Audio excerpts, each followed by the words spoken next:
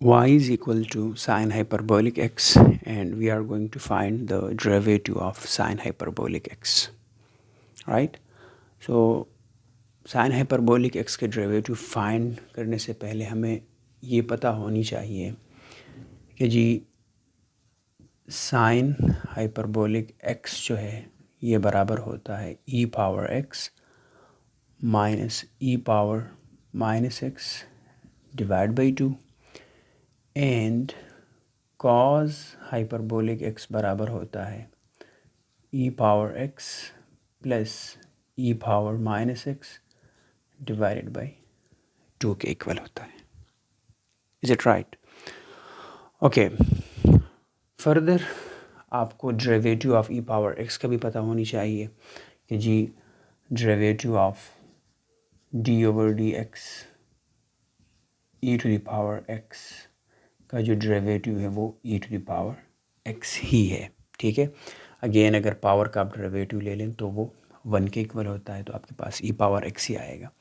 Similarly derivative of e raise to the power minus x का जो derivative होगा वो ई पावर माइनस एक्स होगा, और अगेन इस पावर का जब आप डेरिवेटिव लेंगे माइनस एक्स का डेरिवेटिव तो वो -1 आएगा, which is minus e raise to the power minus x आ जाएगा.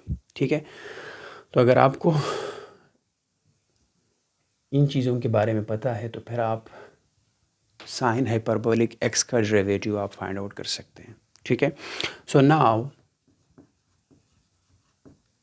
y is equal to sine hyperbolic x किसके बराबर है जी?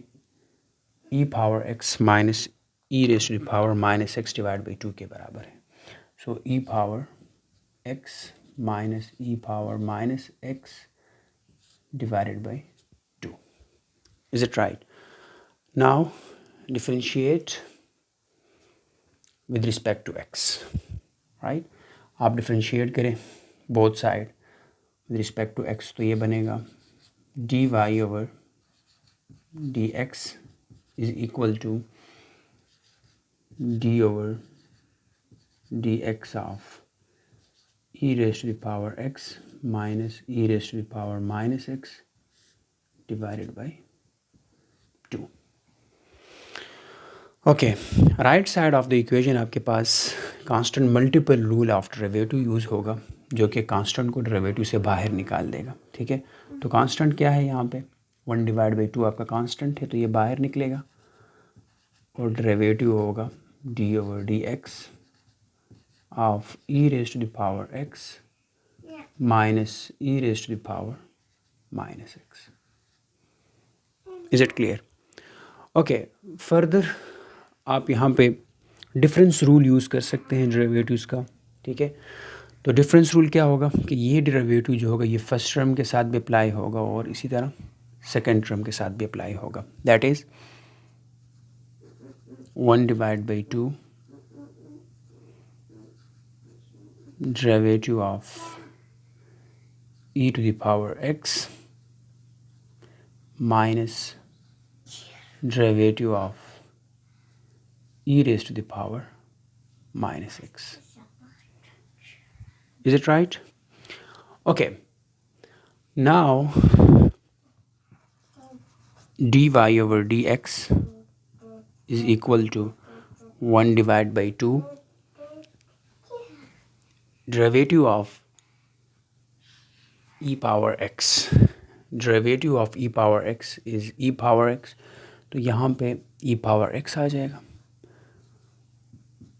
माइनस, और derivative of e raise to the power minus x, derivative of e raise to the power minus x बराबर होता है minus e raise to the power minus x के बराबर होता है. यानी इसका जो डेरिवेटिव है ये हम ये करते हैं कि ई पावर माइनस एक्स का डेरिवेटिव ई पावर माइनस एक्स, और अगेन डेरिवेटिव होगा किसका?